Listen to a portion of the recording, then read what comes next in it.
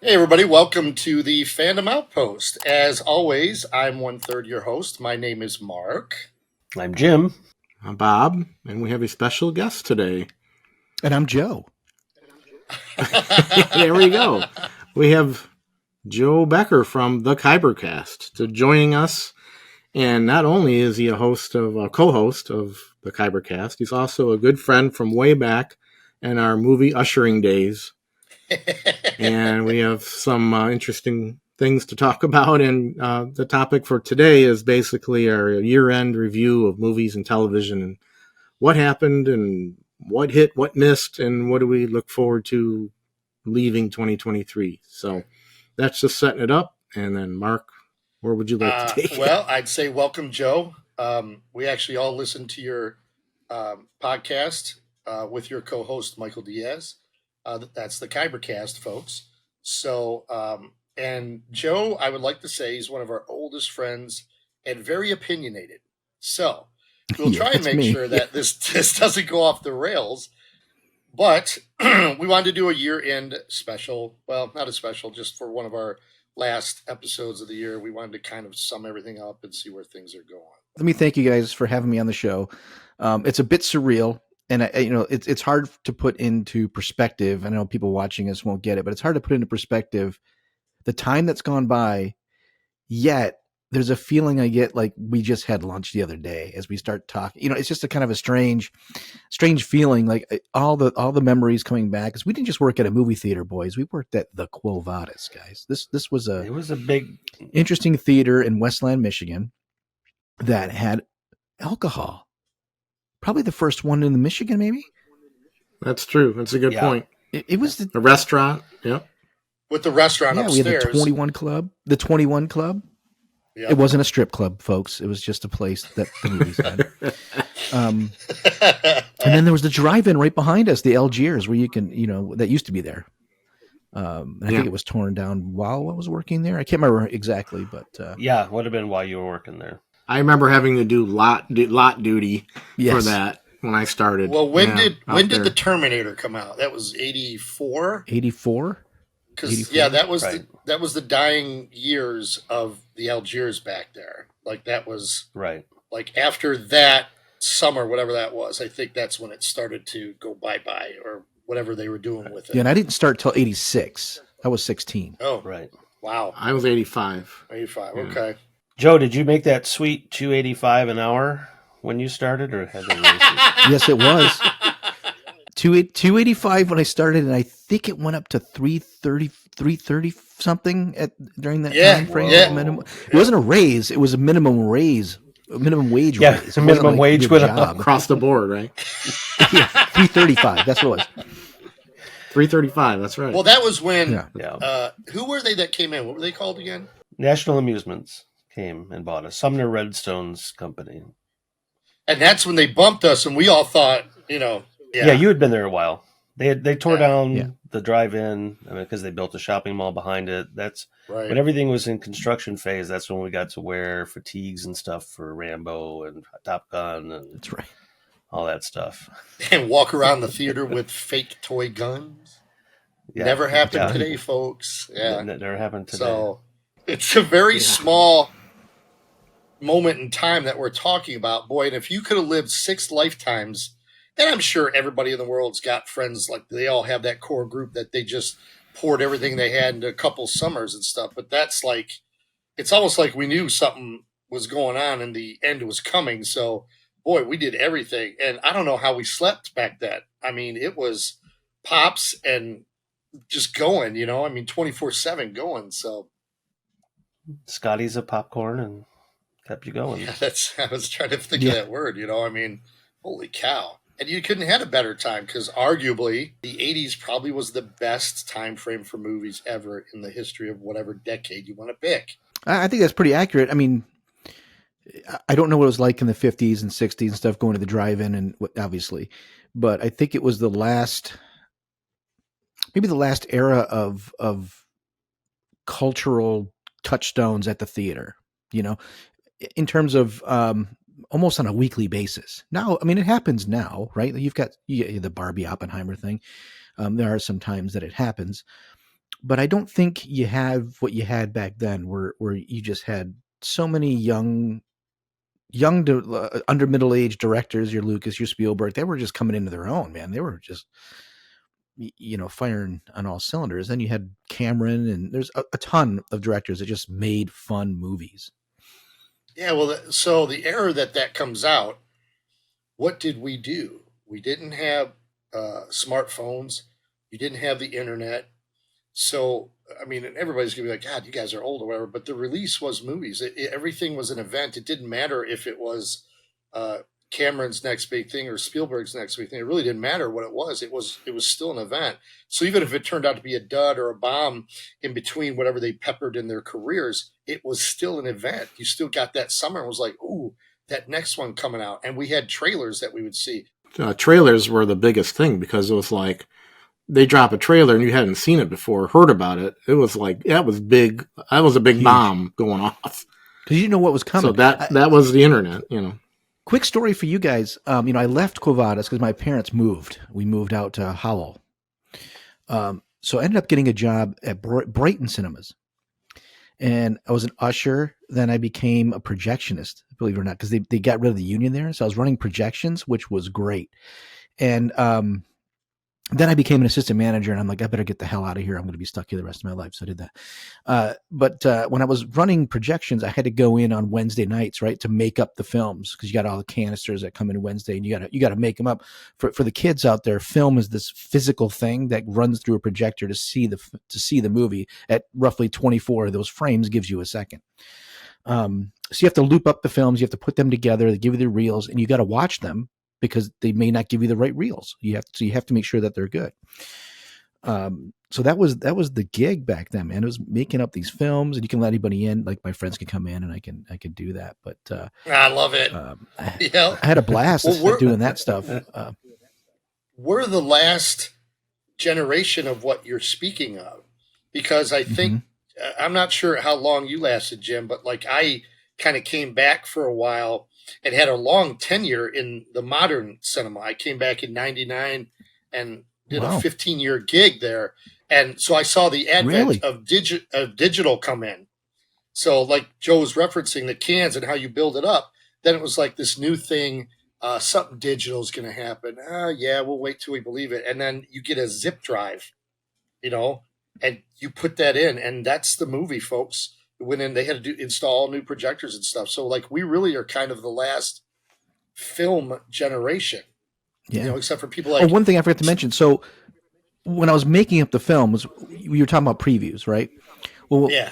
The company that was there, you were supposed to send the previews back to the film company, but they didn't do that.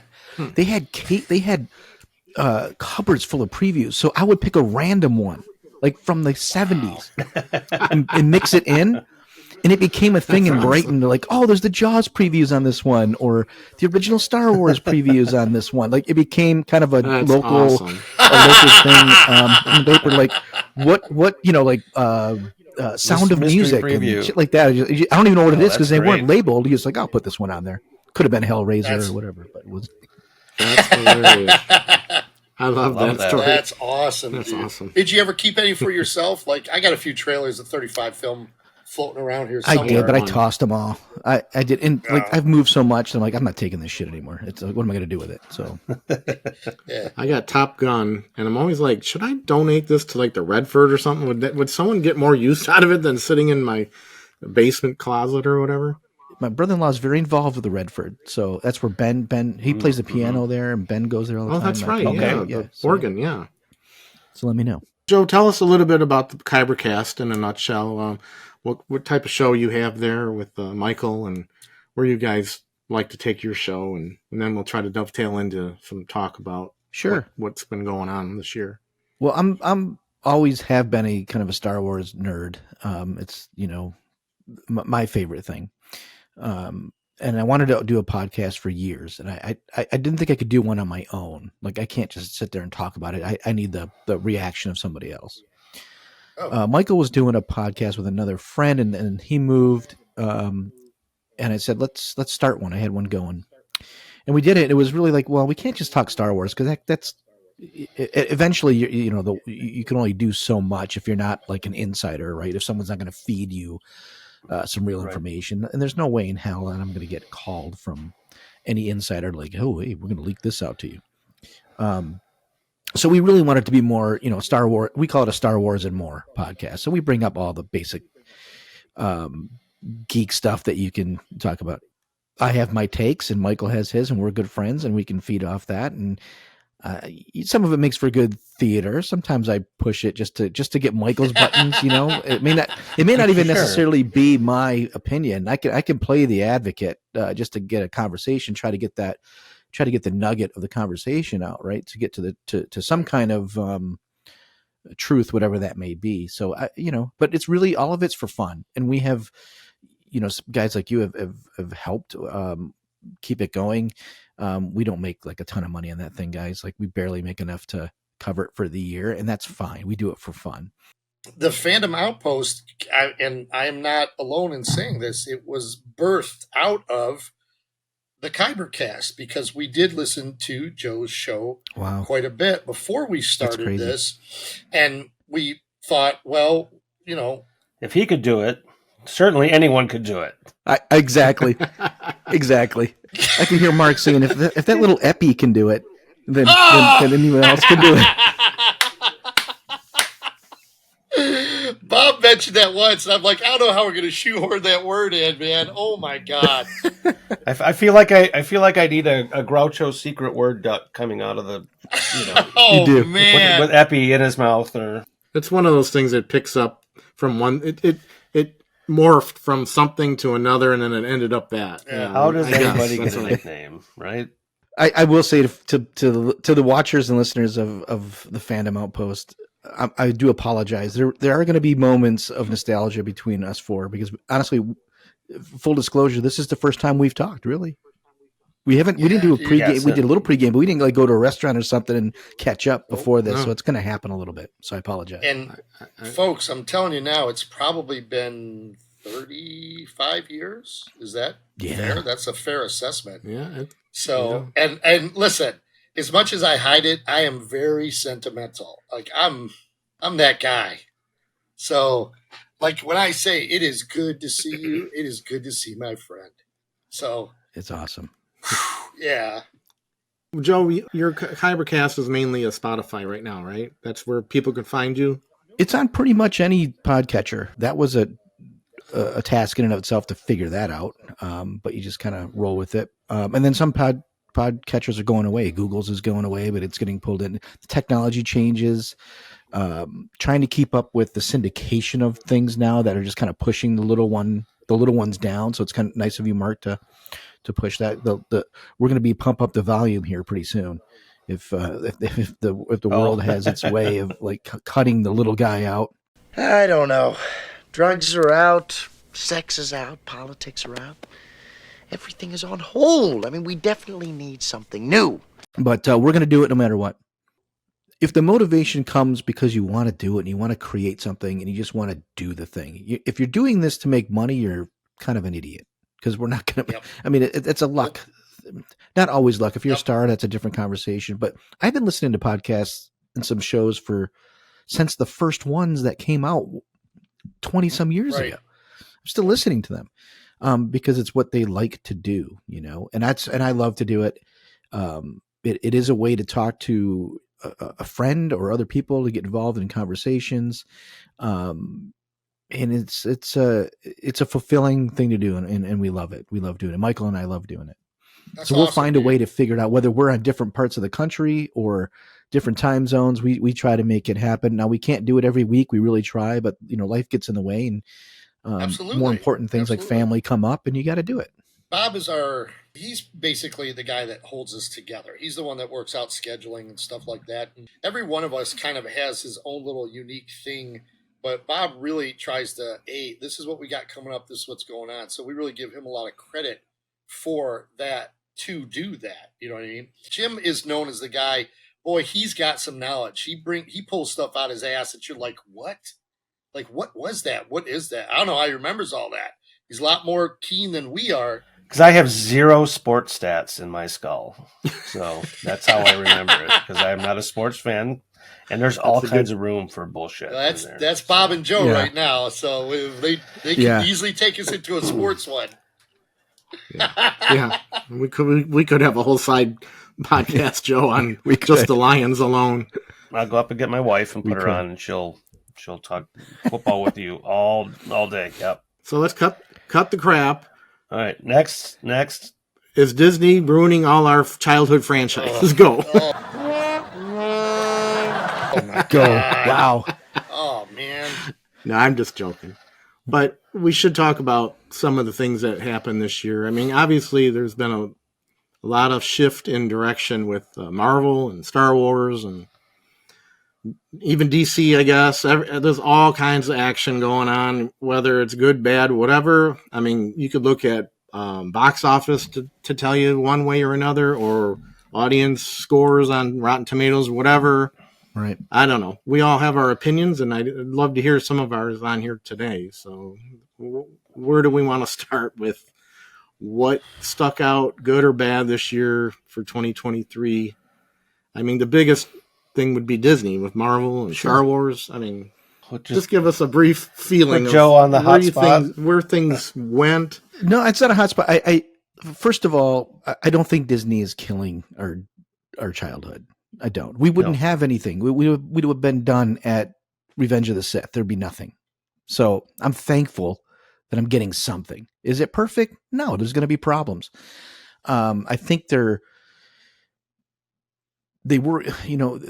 manufacturing these things obviously to make money. And I think some people have lost the passion, which is what we just talked about these podcasts, right? If you're not doing it because you love to do it, then you probably are doing it wrong. I think there's facets in the Disney Plus or Disney side of the business that love doing it. Like, I'm a big Dave Filoni fan when it comes to Star Wars. You can tell that it comes from a different place, whether the story's good or not, but it's still coming from a heart of somebody who loves that genre, and especially the Star Wars world. I know you're a big Rebels fan, right? And Clone Wars, animated series. Does that come from that? Because I don't have any of that background, and I don't feel the same way. I'm going to be honest about him. But is that where it's coming from? Is just the story he put out with the animated series and how that's bridging? Yeah. He worked directly with Lucas on the Clone Wars. And Lucas, for those that don't know, Lucas is the one that created Ahsoka. It wasn't Dave Filoni. He created the character, but Lucas said, Anakin had a Padawan. What? And Filoni's like, no, he doesn't. He goes, yes, he does. No, he does. Lucas is the one that says Darth Maul's alive. What? No, he got cut in half. No, we got a thing for him. Like, all that kind of goofy stuff did come from Lucas, and he kind of learned from him. So it's tough to get started in the Clone Wars. It really is. It takes about a full season to like go, oh, and you kind of get through it. And then and then by the time you're done, you're like, holy crap, that was you got to learn more about these characters through the eyes of Lucas now, not just, it was a George Lucas timeline, his thing. So that was his story. And then he carried it on through with Rebels. Lucas was gone at that point, but the storylines are great. Now, you can go by the books and that have been out at that time, and I've read a few, and that's really not canon, I guess, anymore. It's all legends, whatever that means. But they're pulling stuff from it, which that's a good word for legend. It's kind of like, it's a legend. We heard the story, but maybe the story wasn't quite like that. So that's a fair word, right? A legend. It's a good good hand waving technique. I like, that they use on that. Yeah, so exactly. But there's problems. There's definitely problems. The one thing with Ahsoka, though, that I know I've heard other people say too, is if you didn't watch the animated, you wouldn't get the show. And I kind of felt like, what is this? What's this owl? What's the, do you think he just kind of dropped that into that series? That I just couldn't. Bob and I were left a little dry with that. So I don't disagree, but at the same time, it doesn't matter if it doesn't change that story of that show. You know what I mean? Like it doesn't change anything. Now the story was thin. That was the problem. The actual of the Ahsoka series, it was fairly thin. I agree there. And you didn't get the fearful, like they didn't make Thrawn fearful at all. That's Right. He was my a main problem with Ahsoka. huge letdown for all the buildup that they had Yeah. given us. He was, I For the found him books, to be a I've read the colossal books. letdown. Right. I hear nothing but praise for the books and the character and all that. And he was a huge letdown. Right. Me And too. it I hear that. almost felt like we could have called the series Sabine and had it been Correct. just as much about her. So Mark's laughing. No, I can I'm tell not he's got laughing. something. I have strong opinions about that because I trust in Dave Filoni, and this is my opinion about it. So, Joe, these guys know I play Dungeons and Dragons every week, once a week, right? And I missed that. Yeah. Oh, by the way, though, unfortunately, I live in Ohio. They still live in Michigan. So, Some people make poor choices. Some people don't. damn. Oh boy. So, we talked about Joe's where he's living, but that got edited out, folks. You don't get to see that one. Anyway, I'm just as prone to make a poor decision, guys. yeah, dude. decisions. I mean, I Let's leave can't. it at Yeah, I that. can't take you back through that because that's a story for another time. But when here's the way I look at it. When I play D&D, sometimes I have to do all this other stuff to get my players into the main storyline. My opinion, I don't have any basis in fact, opinion about that is I trust in Dave Filoni that he has to do some little things to get where he needs to get to. So if his trilogy of movies, and I think it's going to be a trilogy of movies, I'm not sure, but whatever his plan is, it's going to be out of the park because he will have gotten all he needed to get through to get to the mainstream where everybody can go, God damn, did you see that? Holy shit, that's Luke. Like, I think he's going to get there. And that's what's going to happen. So if whether you like Ahsoka or not, whether you like Andor or not, whether you like any of these shows, I don't think it matters because Star Wars to me has always been on the big screen.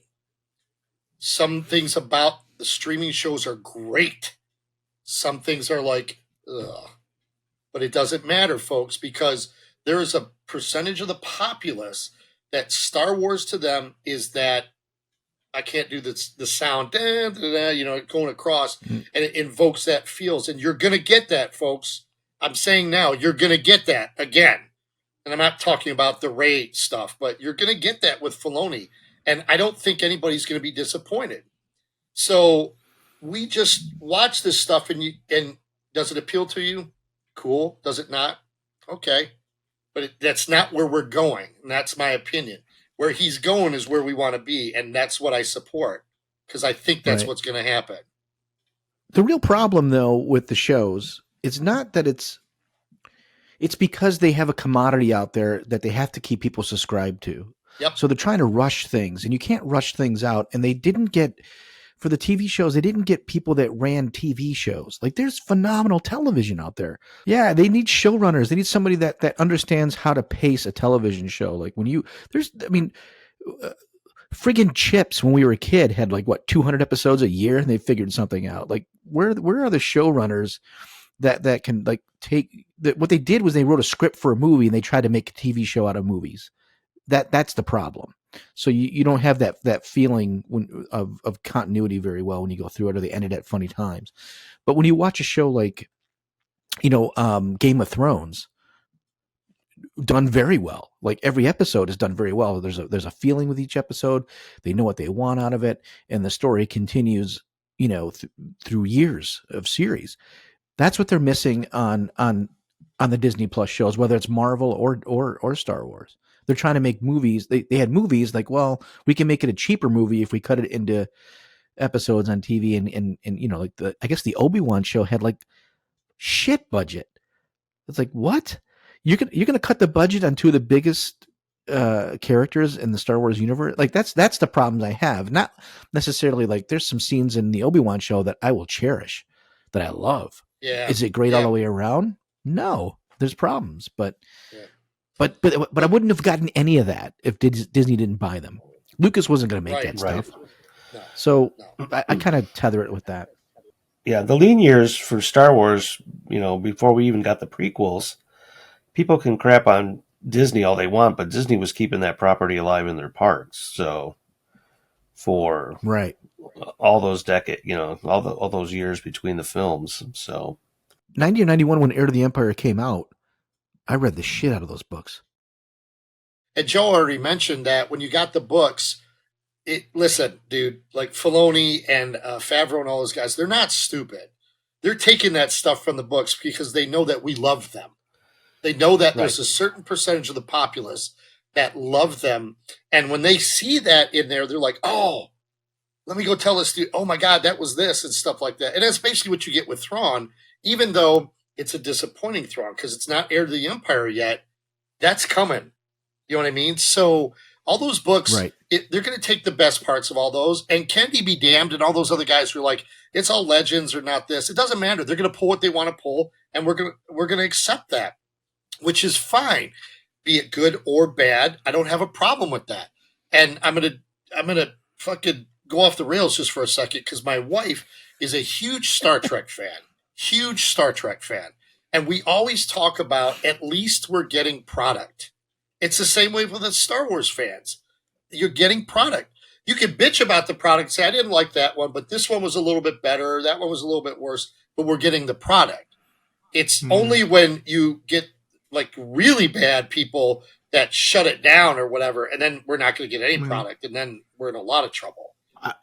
I don't like to feel, sometimes I feel like I'm settling, and I don't like that feeling sometimes.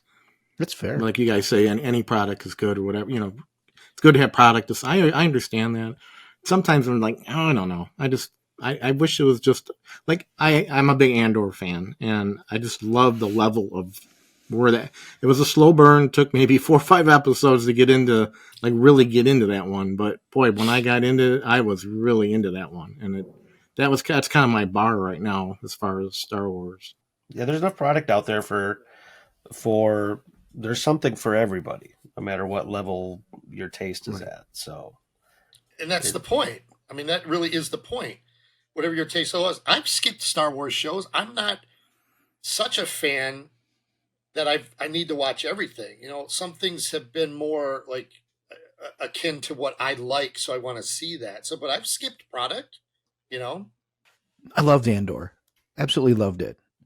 Would Joe in when Empire came out sit through Andor? No. Because it's not made for the 10 to 15-year-old kid. It's just not made for it. Right. But it's still a really good show. Like I loved it.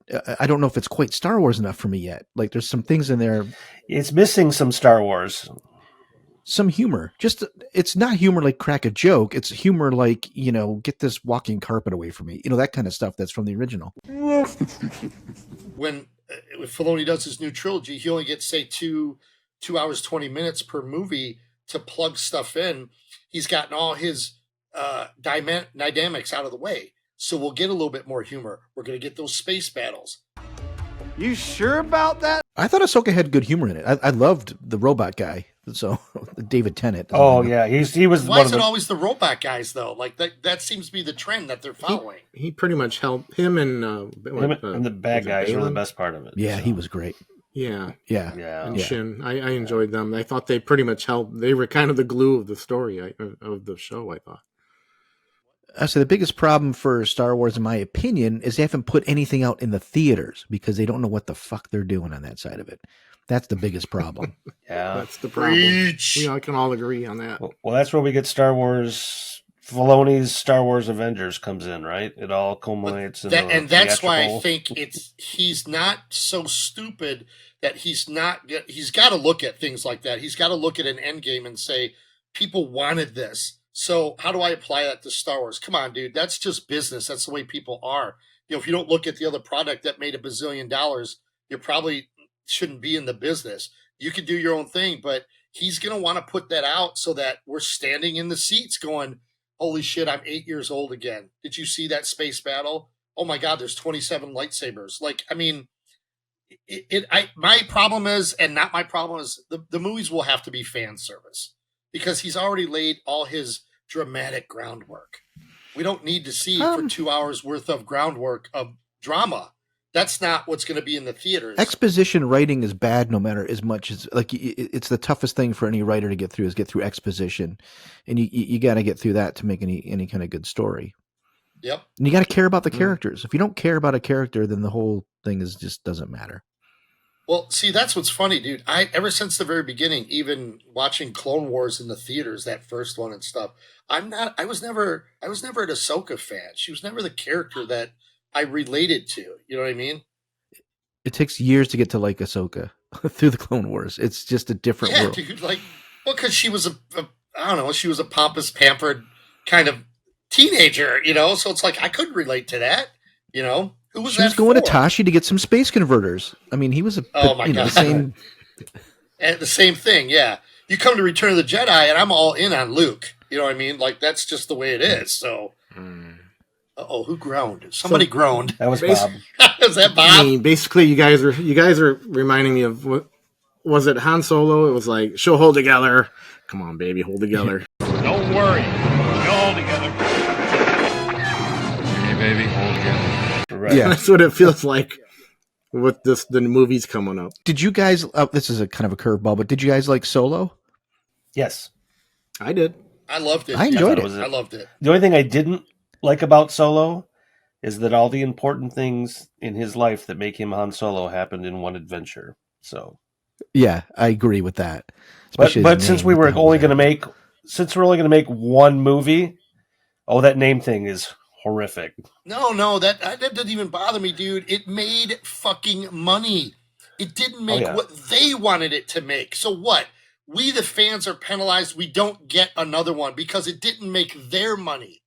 Go back and look at it, even with marketing and all that stuff. It still turned a profit for that company. But everybody wants to shit on it and sit there and say, oh, it was the worst one out of everything and stuff. Really? Well, I don't think it was the worst out of everything. That's the Star Wars fans were the retribution for the Last Jedi. I'd watch Solo sequels with that Aldrin Emmerich all day long. He was fine. There's nothing wrong with him. He was great. He was a great young Han Solo.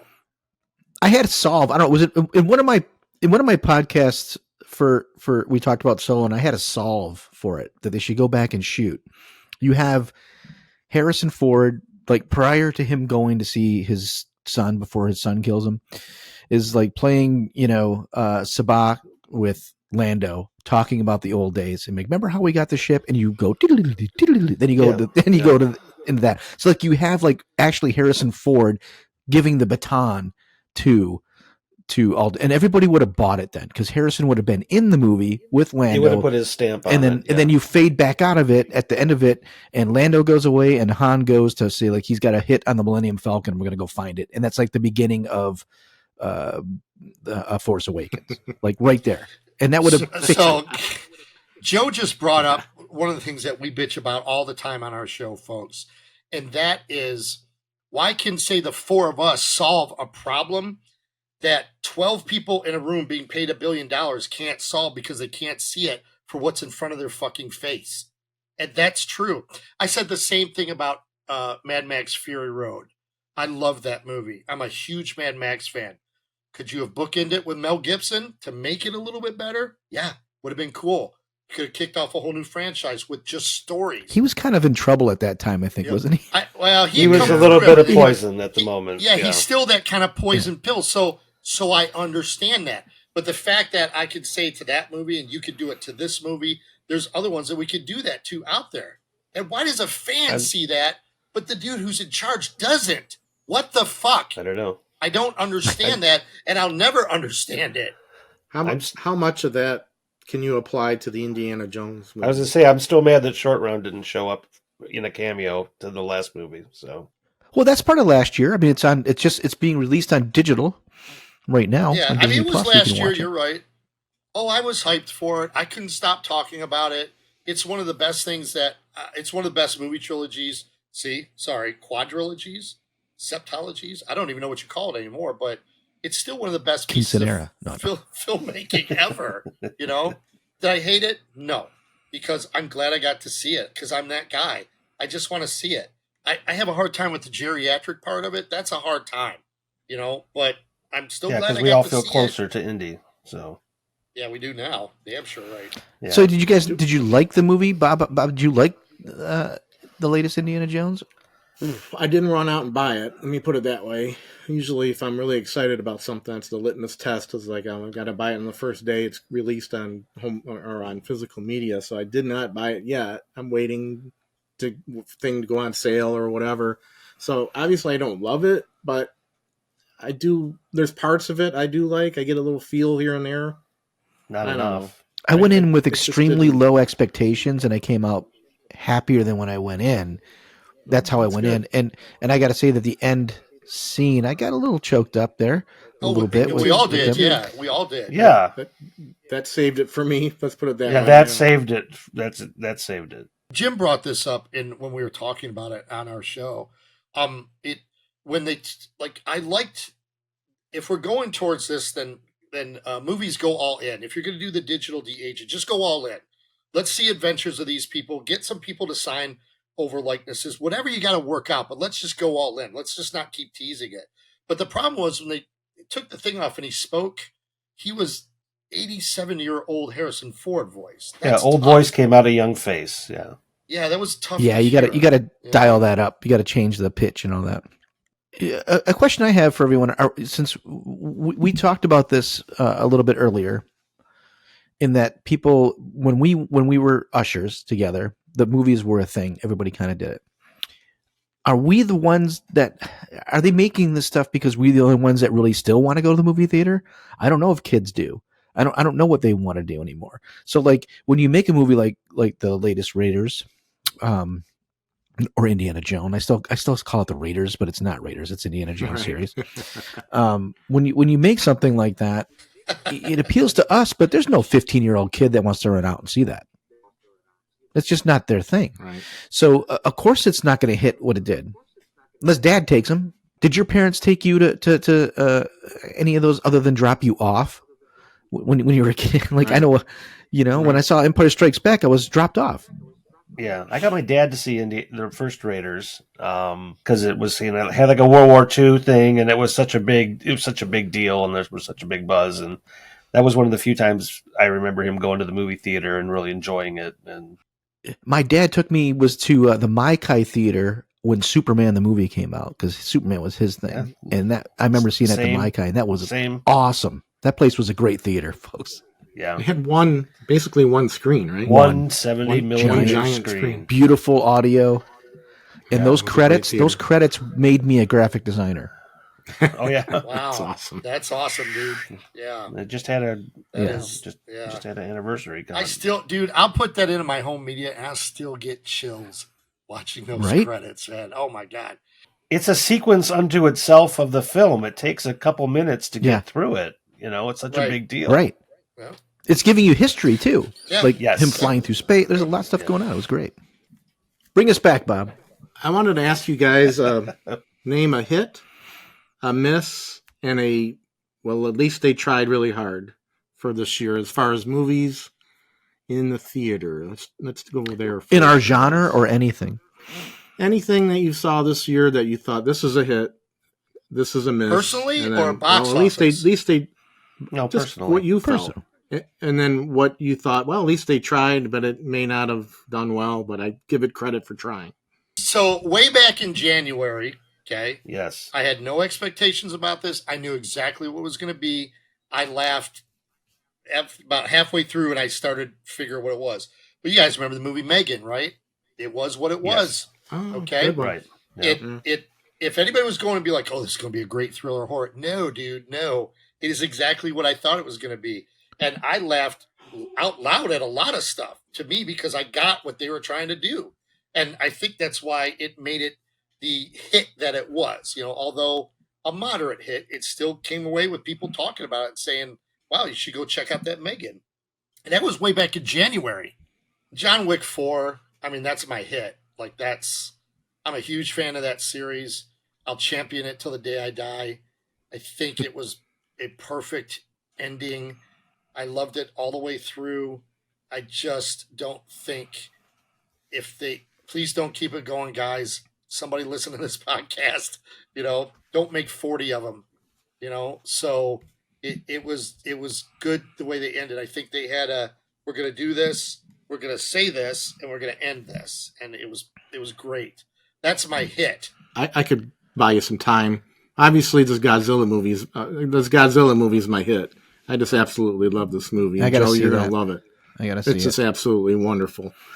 My miss would probably be Exorcist Believer. I really wanted that to be a lot better than it was, and I thought it missed the mark. And I've just about had it with this David Gordon Green guy. I just about had it with some of it, and yeah, that was a miss. And then what I give credit for trying, but was awfully bizarre, was Skinamarink.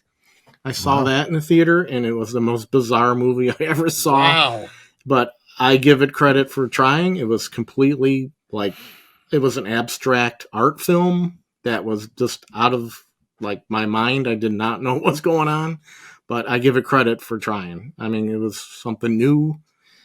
Didn't float anyone's boat, maybe, but I just thought it was an interesting try. I think the miss was The Flash.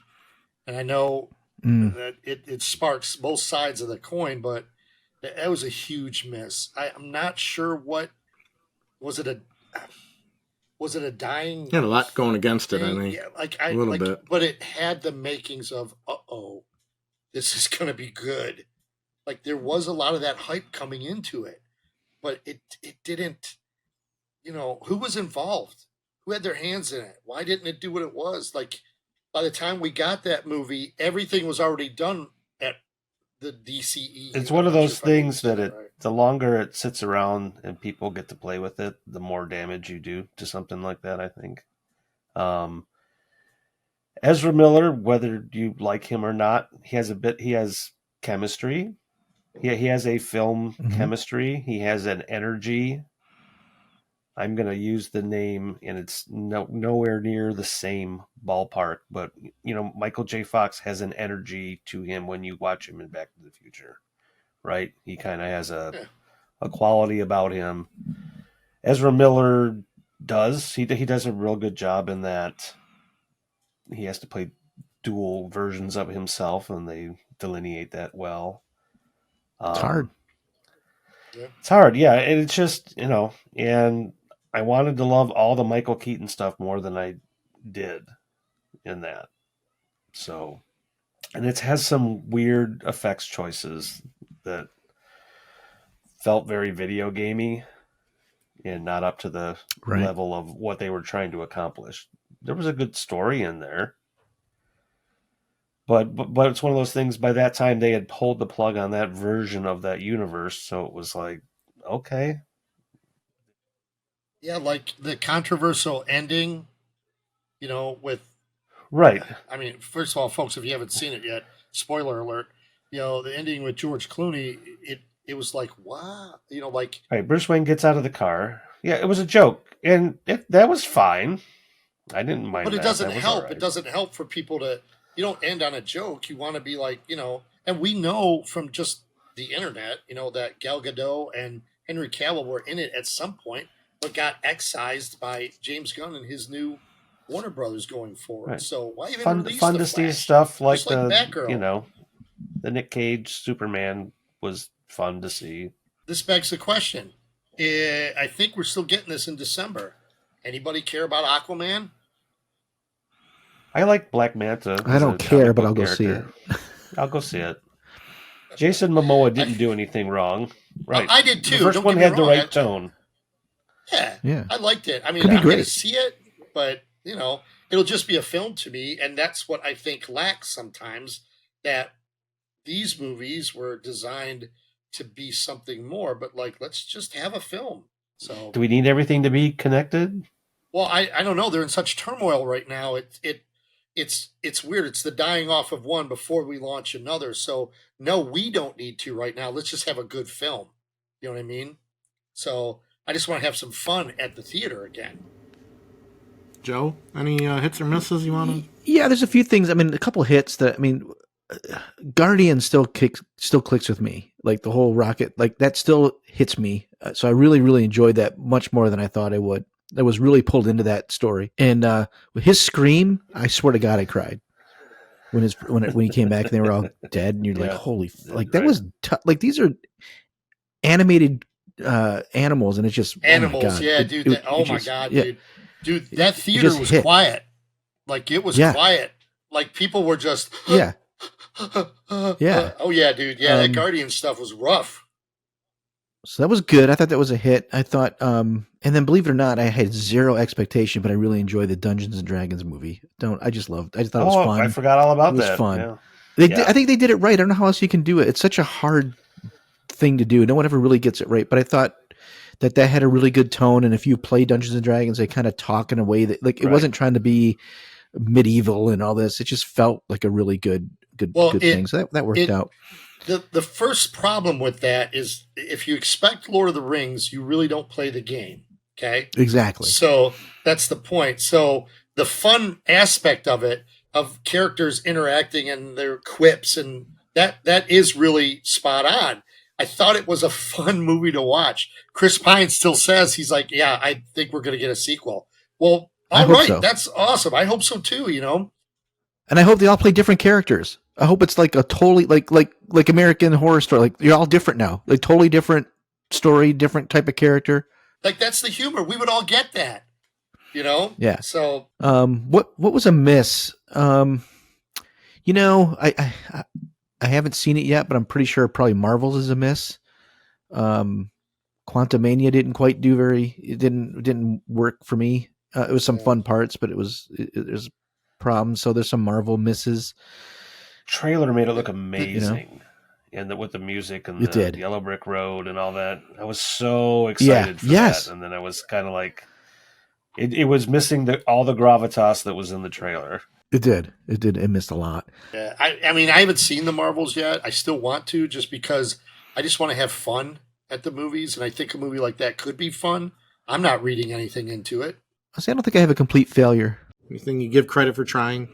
I think The Flash is a good try, and probably Indiana Jones. Good try. It was there. But Indiana Jones is a good try for me.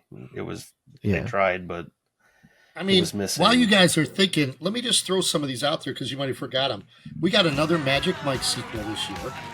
Really? Okay. I didn't see any of those. Sorry. I saw the first one years ago. Did it answer all the questions left over from the first one? I don't know. No. I just think it's funny. Like somebody was like, "Yeah, dude, go ahead and make this. We'll approve this. We greenlit that. That's crazy." Great. And this is a whole other topic, but like all the live action Disney's, just gonna let that hang there. We got a Transformers this year. You got another Spider-Man this year. We got another Mission Impossible this year. You had a large screen. You had a theater version of Haunted Mansion, but they just had one several years ago with Eddie Murphy. So right, yeah. Well, there's two different mansions. Mission Impossible was boring. Yeah, you got Blue Beetle, Teenage Mutant Ninjas. You had a Greek Wedding 3, Expendables 4. Barbie was good. The Barbie movie was good. I really enjoyed that. I did watch Barbie. It was good. It was not for me, but I understand the audience it was for. But I avoided Oppenheimer. Sorry, Bob. Like that was, to me is it right. Oscar bait? Is it really okay? Like I don't, I'll wait to catch it at home. It wasn't something I needed to go out and see. Ferrari. I know Bob's really looking forward to Ferrari. So. Michael Mann. Good old Michael Mann.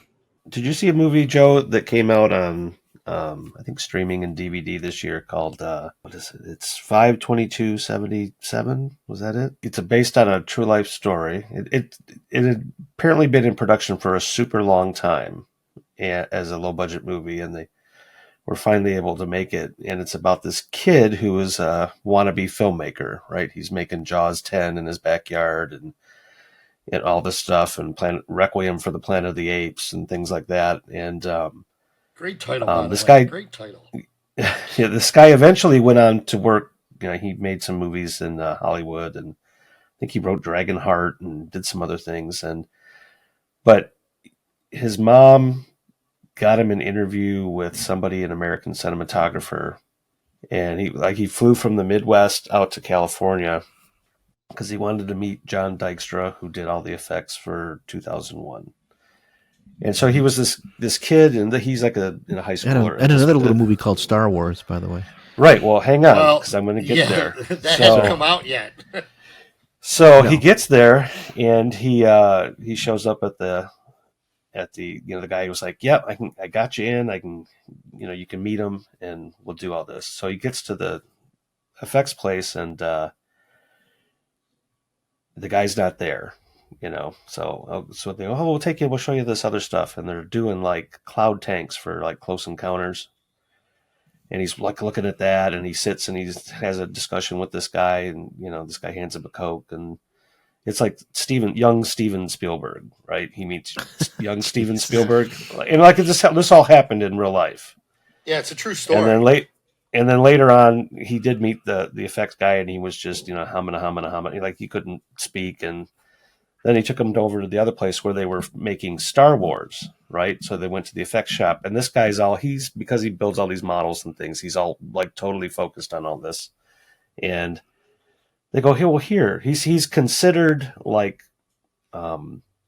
viewer zero of Star Wars, like of the public that got to see it. So he got to see the rough cut without a lot of the effects and sound effects and things in it.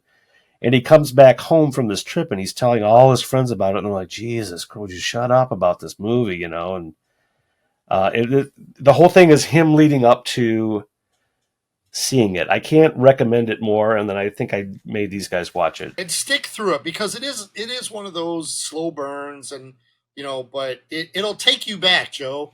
It'll take you back. It'll take you back, and you can go, "Oh, I can see where the budget died here, but or got good there." And like Gary Kurtz, the producer on Star Wars and the producers on Lucas, he was like one of the producers of this for this guy. And they wanted to use the original Star Wars trailer in it, and they were like, "You think that can happen?" And Gary Kurtz said, "Yeah, let me ask George. Hey, George, Patrick wants to use the trailer." And George's like, "Yeah, go ahead. Patrick can use it." So yeah, it's pretty cool. It's really cool. Yeah. It comes from a time period that you would go, "I get this. I know where this guy's coming from," and then it's like coming of age film of, are you going to stay at home, or are you going to leave and go follow your thing? Are you going to go out and follow your dreams? Yeah. You would probably really appreciate it, Joe. You would appreciate it. Yeah, I'll have to definitely watch that. Yeah. It's streaming on Paramount Plus, Showtime, and Fubo, whatever that is. Must be an app. All right, I got Paramount Plus, and you could rent it on other places. I legally pay for Paramount Plus. It's one of those rare ones that the three of us try to find and talk to each other. And since we're doing an end of the year thing, I bring this up at least once an episode. So I always said I hate Bob and love him equally for this, because he turned me on to Tubi. Mark's he's a junkie. Yeah, and I'm a bad zombie, because I go down the rabbit hole with that thing and find the 80s films that we all loved and stuff like that. And the free advertised streaming service. And I curse Bob's name. I've heard of it, but I haven't pulled the trigger on my Apple TV yet to throw that app on there. I recommend it just because for us in our age group, there are genres, like you'll find genres that you'll find yourself going down the rabbit hole, and you'll be like, "Oh, I remember that on VHS, going to the video store and getting," like, it'll be like that, kind of come over you. But I'm also eager, I'm eager for new, right? Like, I haven't seen Rebel Moon, but Michael did, and he said it was terrible, and it's a shame, because I'm like, that might be interesting. Like, I really want something. I mean, I'm eager for new. I don't have to have everything from an IP or whatever. I'd love to see what the next IP would be, right? Because the last IP that probably killed it that for a generation is probably Harry Potter, maybe. For a generation of kids that grew up with something, right? Yeah. Yeah. It's funny that Rebel Moon, I was looking at all that today, wanting to, like, obviously I was watching Netflix today and I saw a bunch of commercials for it, and I'm still like, man, I really want to see that. So now, unfortunately, you threw that nugget out there that Michael said. Yeah, but Michael's taste is different. Like, we argue all the time on the podcast. I'm still going to watch it because exactly what you just said. I want to see something new, and I want to see the fulfillment of the dude that said, I want to do a Star Wars movie. And they're like, go take a flying fuck. All right, I'll do my own. Like, that's a cool story to me. We wouldn't have Star Wars if Lucas got the Flash Gordon movie that he wanted to do. We wouldn't have Star Wars. Right. Right. Absolutely. Joe, I had a few questions for you. Yeah. Are you a physical media guy at all? I Do stopped you collect after movies at all? Or? Oh no, I do. I have them. I was getting pissed because it was like, now I got to buy all the Blu-rays. Now I got to buy. I was getting a little upset with that. I think the last movie I bought was probably Endgame, Oh, and I wow. just kind of stopped after that because I was moving and streaming. But I may go back because there's something about having it when the world ends and I have a bunker somewhere and I can I don't even know how many times I purchased Star Wars, guys. Like, seriously. Right. Oh, sure. Yeah. There's right. so many versions. We talked about the beginning. I'd love to ask you guys. I know we're running longer than you usually go, and you can cut it out. But what will it take to get people to go to the movies? What kind of movie? Because I remember, listen, guys, when Aliens came out, right? We had such a big deal at the movie theater. Like, Jim, we had all the stuff that you created. We had a little skit before starting the show, like of running with a face hugger on someone. Like, dude, that was amazing. That was like, people loved it in that theater, and we made something a spectacle. That shit doesn't Right, happen anymore, right? These things don't Oh, my happen. God. It's just like either a giant tentpole movie or it's just not going to work. I don't know what the future of the theater is. Now you can get booze and food brought right to your chair, which bugs the shit out of me. It's watching a movie like some guys Yeah. comes in, oh, who got the nachos? Here you go. Like, what? Yeah, that kind of right. shit bugs me. And I don't know what it's going to take. Well, when you talk about Aliens, so folks, this is a time. Aliens came out in 1986, and it was also playing at an adjacent theater across town. And we worked in a theater, but yet we would get off and find time to go pay to go see it at another theater because that's the one that had that giant screen. And I topped out at 4 before it finally left the my Kai. You know what I mean? Right. I mean, Yep. just because it was so good. And who hadn't seen it yet at the my Kai? Oh, Joe hadn't seen it yet. All right, this is my 4th time, but it's Joe's first, so we're going to go again. Like, that's what it was back then because that's what it meant to be an event film. You went through word of mouth to see it again. That's where your Yeah. money came from, folks. And now I don't know. It's foreign distributors, it's streaming services. Like, that's where your money is tied up. So to answer your question, Joe, my opinion, although very strongly voiced, is that streaming services have altered it forever. And getting something overseas because that's the market that they concentrate on has altered it forever. You can look at online shopping as kind of killing the malls too. I was just at one of the malls today, and it's like Ghost town. But is it killing? I guess it's depressing. like every other business, is it killing? Like, there's not retail is not dead. Bad retail is dead. Look at an Apple store. You ever see that freaking thing empty? No. You got Cabela's, these big experiences that you have. Like, Right. you've got to find a way, right?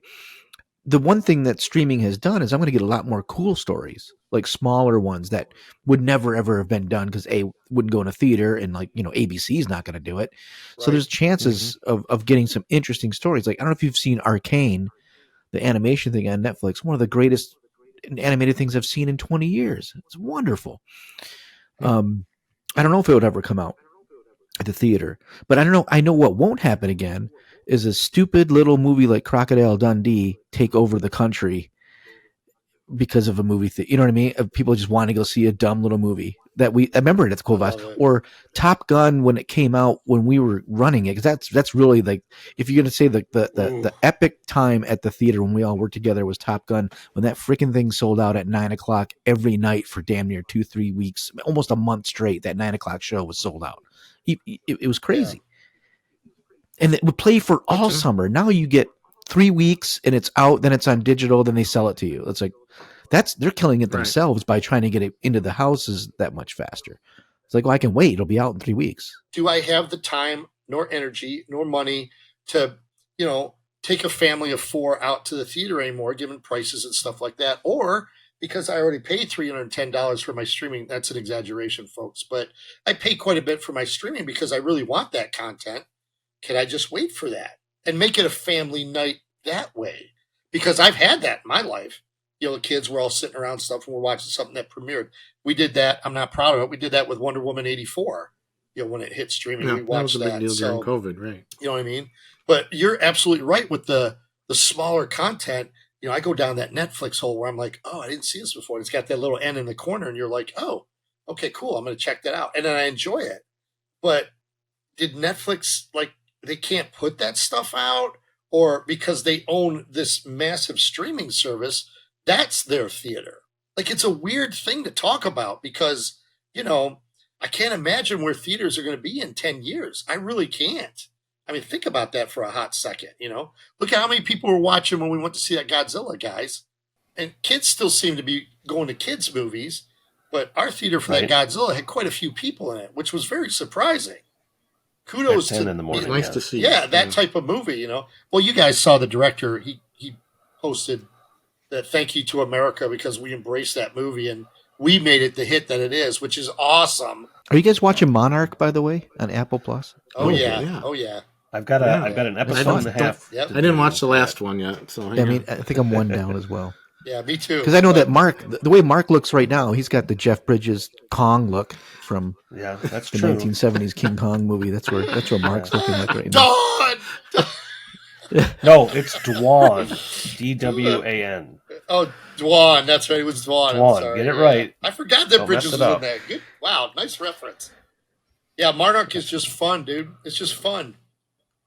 Is there any stuff, Joe, you collect, or any memorabilia or anything movie related or pop culture-y, or No, you I used to more Star Wars stuff, but nothing like I used to from the movie theaters where I would take a standee home, or I just know where to put it and anywhere to, I moved so much. Posters.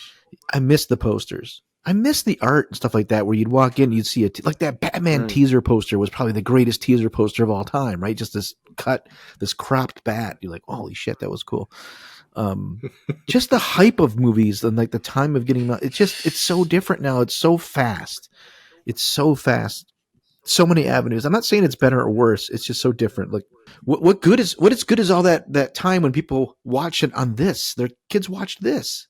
They don't even watch TV. My daughter will watch anything on that. And I'm like, you could watch that right there on that bigger. No, I'm good. It's like, Yeah, I'm okay with that. It's just the way. Yeah, Joe brought up something that's absolutely awesome when he talked about posters. We're thinking about having an episode based on the poster, like talk about the posters, because that was our internet, along with what we may have to bring Joe back for that one. Because you're right, dude. I think because of where we came from, and of course you went into graphics too, Joe. Like you could look at a poster and go, "Oh, look at that." I still do that out of a sense of nostalgia. I'll see a poster and go, "Ooh, yeah, I can't wait for that." But I'm watching people in the theaters. They don't even stop and look. They don't even have a question. What's that coming out? Nope, we're out. The art of it seems to be dead. The floating head. It's it's like, how do you get it on TikTok now? How do you get people to see? But that's where people are. It's you don't want to sound like the get off my lawn old guy.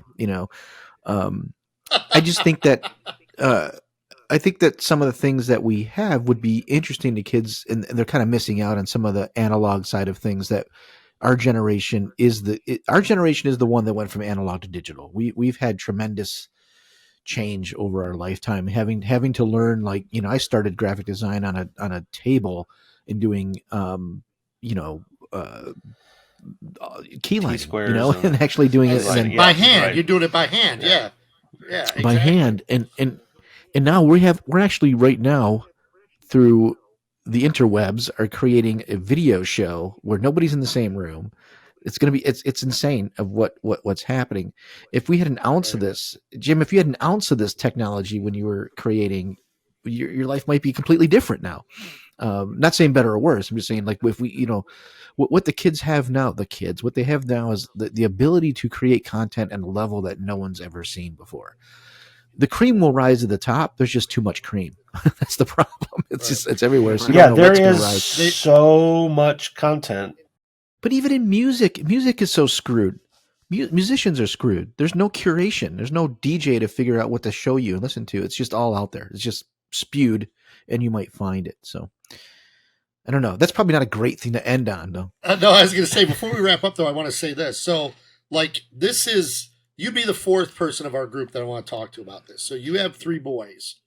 I'm sure at some point in raising your boys, you introduced them to what you loved. Okay. That's the nature of being a parent. So did any of them take up the mantle? Do they collect? Are they in the pop culture? Yeah. Most of them do. Most of them have. So whether it was music, so the oldest one, was music. In fact, he took me to see Steve Vai as a Father's Day thing. Was a great thing. Went to see that. So he's a big into music.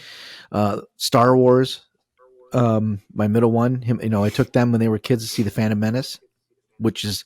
Okay. Was I perfectly in love with that movie at the time? No, but my kids loved it, and I had a good time because my kids were laughing and having a great time through that whole movie. It's like because that's who it's made for. It's not made for the grumpy 38-year-old or the hell I was at the time. Absolutely.